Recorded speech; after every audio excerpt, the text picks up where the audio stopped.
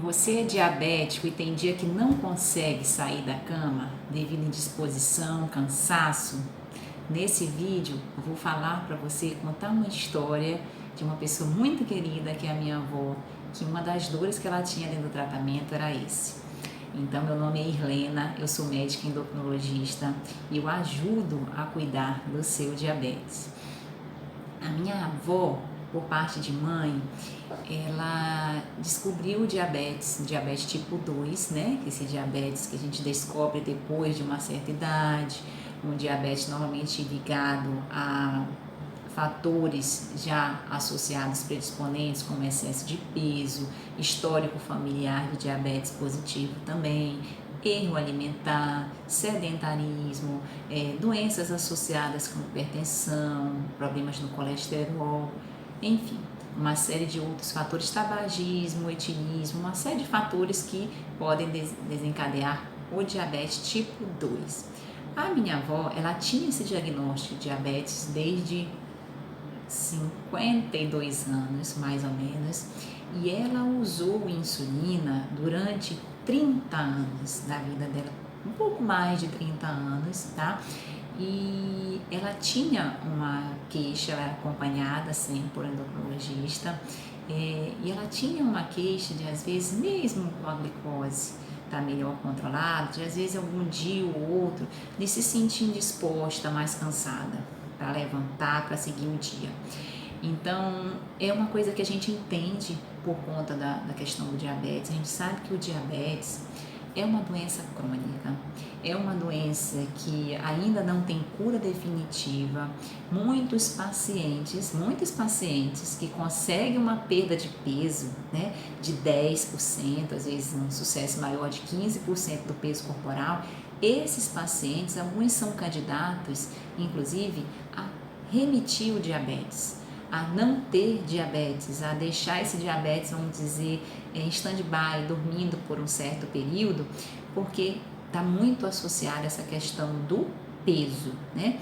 Então, é uma coisa que a gente precisa falar, precisa dar esse incentivo aos nossos pacientes diabéticos, porque você aí que está acima do peso, que usa uma medicação por diabetes, uma ou duas, ou que já usa talvez até insulina e pode reduzir a dose da sua insulina também, na medida que você consegue perder peso, é um benefício muito grande para a sua saúde, porque mais do que controle de doença, mais do que controle da glicose, a gente quer melhora de qualidade de vida, melhora de saúde.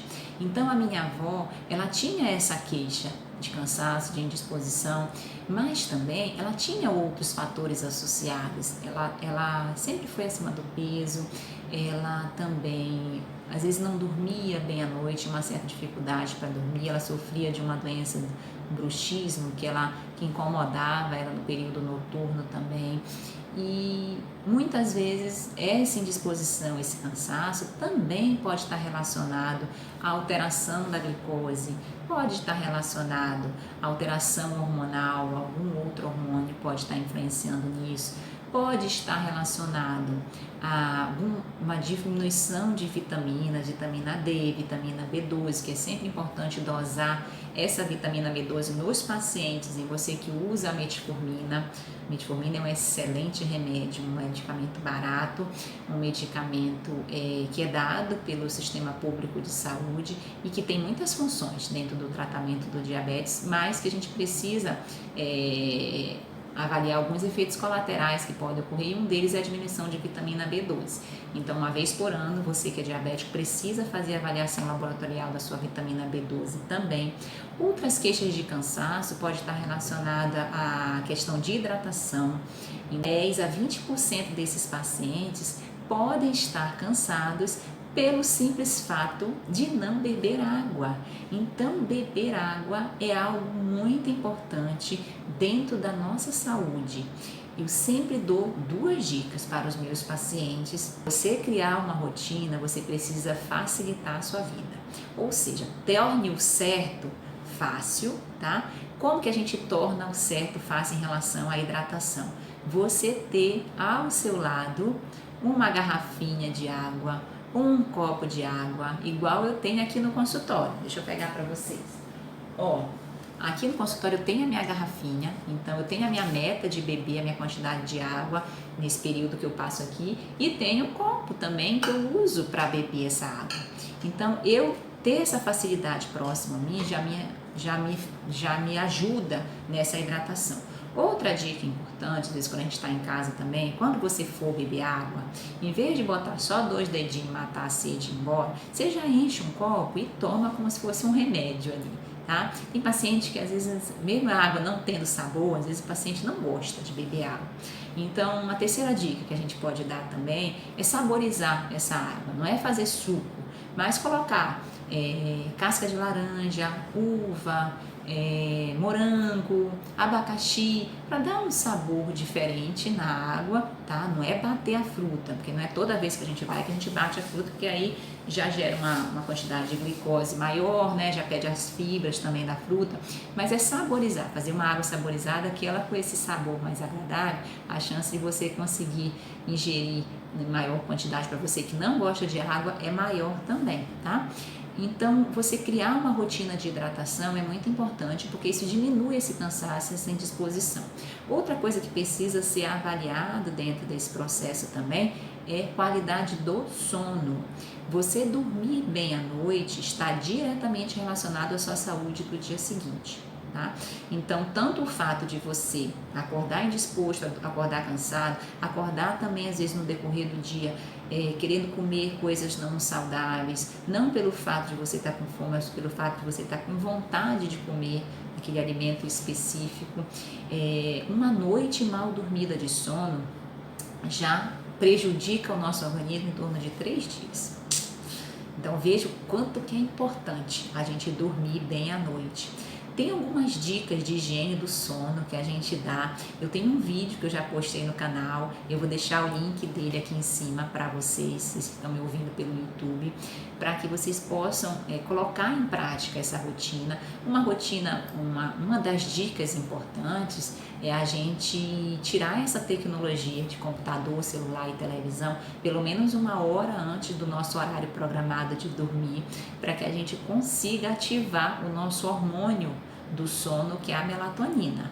A melatonina é o popular hormônio do sono e ele é ativado quando o nosso organismo está no escuro. Não é à toa que o sol vai embora e vem a escuridão da noite.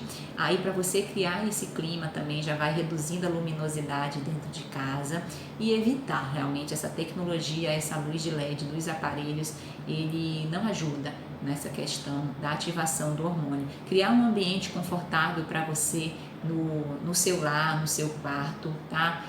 Se possível, com uma temperatura agradável, com os lençóis também limpinhos. Às vezes tem gente que usa lavanda, tá? Lavanda é importante às vezes para criar o clima do sono, ajuda nessa questão do sono também. Então você respinga, é um óleo essencial que você pode respingar no seu travesseiro, no seu lençol, pouquinho, tá? Não é muito não, pouquinho, para que também lhe ajude nesse processo do sono. E um autocuidado também, que eu vou dizer uma coisa para vocês, eu não gostava de chá, tá? Não gostava. Meu esposo gosta muito de chá. E aí, nessa mudança, né, de hábitos que a gente está sempre aprimorando, sempre procurando melhorar, eu passei a introduzir o chá na minha rotina. Então, quando ele tomava, eu ia lá e provava um pouquinho.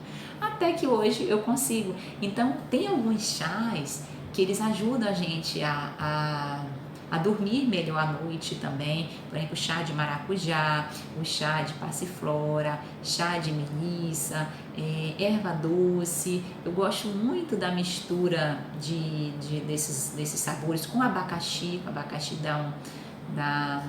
vamos dizer, um tchan assim no chá. Eu acho muito gostoso, acho muito interessante. Então, assim, você criar uma rotina sua é muito interessante, é muito importante. Eu também recente eu li um livro chamado O Milagre da Manhã, e nesse livro ele conta, só a leitura por si só já vale muito a pena, independente se você vai acordar mais cedo ou não.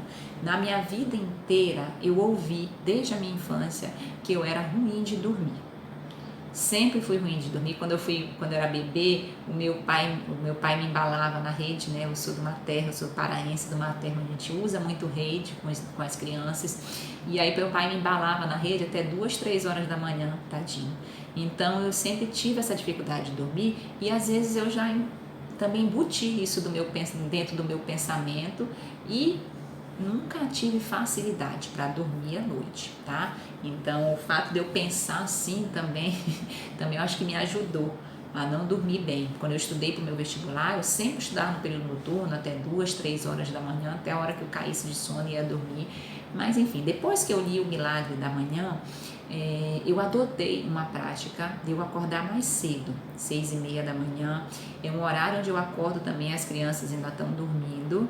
E eu consigo ter uma rotina minha, uma rotina onde eu faço um pouquinho de meditação, um pouquinho de oração e agradecimento. Já ativo, faço coisa de 15 minutos de exercício, 20 minutos, para que eu ative o meu corpo também. Tomo um café com calma, leio um livro, eu também leio um livro e, por coincidência, e claro que não é coincidência, eu passei a dormir melhor à noite. Então, aquela regra básica que os pais da gente sempre falam é que se a gente acorda cedo, a gente também dorme cedo e muitas vezes dorme melhor. Então, é uma outra dica que eu deixo para vocês para melhorar esse cansaço, essa indisposição do dia. Mas você que é diabético e que sente isso no dia a dia, é interessante você conversar isso com o médico que lhe acompanha, tirar suas dúvidas, fazer os seus questionamentos, porque há como você controlar o seu diabetes, sim, tá certo? Você pode viver com o seu diabetes de maneira harmoniosa, de maneira prazerosa, trazer essa doença para próximo de você e tratá-la como um amigo para que você consiga ter uma qualidade de vida melhor, tá? A gente sabe que existe muito preconceito ainda em relação ao diabetes, existe muito a questão de não aceitação da doença, mas é muito importante a gente ter essa autoconsciência e nos proporcionar, e ser gentil com a gente, nos proporcionar uma saúde melhor. Já que a doença está aí, a gente pode cuidar dela melhor, para que a gente evite as dores de complicações, dores de uma hipoglicemia, dores de um acidente em virtude do diabetes. Enfim, tem muita coisa que a gente pode evitar.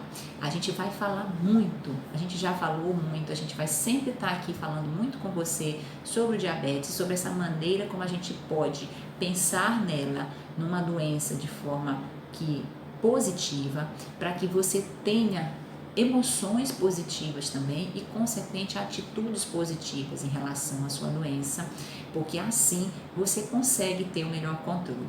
Então, voltando para minha avózinha lá, ela faleceu aos 84 anos, não devido ao diabetes, tá certo?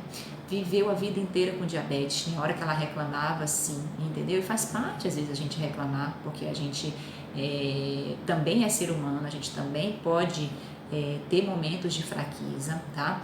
Mas ela nunca deixou de usar as medicações, ela nunca deixou de fazer o acompanhamento, ela se cuidava, comia uma besteirinha de vez em quando, porque também faz parte, entendeu? Era um pouco rebelde nesse sentido alimentar, mas usando os medicamentos, procurando mudar hábitos, ela conseguiu viver com o diabetes de uma maneira harmoniosa, tá? De forma que ela faleceu sem complicações da doença. Então, essa mensagem positiva que a gente precisa passar é muito importante. Se acompanhe de profissionais que ajudem você dentro desse processo e que você já se acompanhe de pessoas que te ajudem também dentro desse processo de melhora do controle da sua glicose, de melhora da sua saúde, de melhora da sua vida. É possível. Acredite, tenha fé e siga em frente. Um forte abraço, contem conosco, vamos juntos. Tchau, tchau.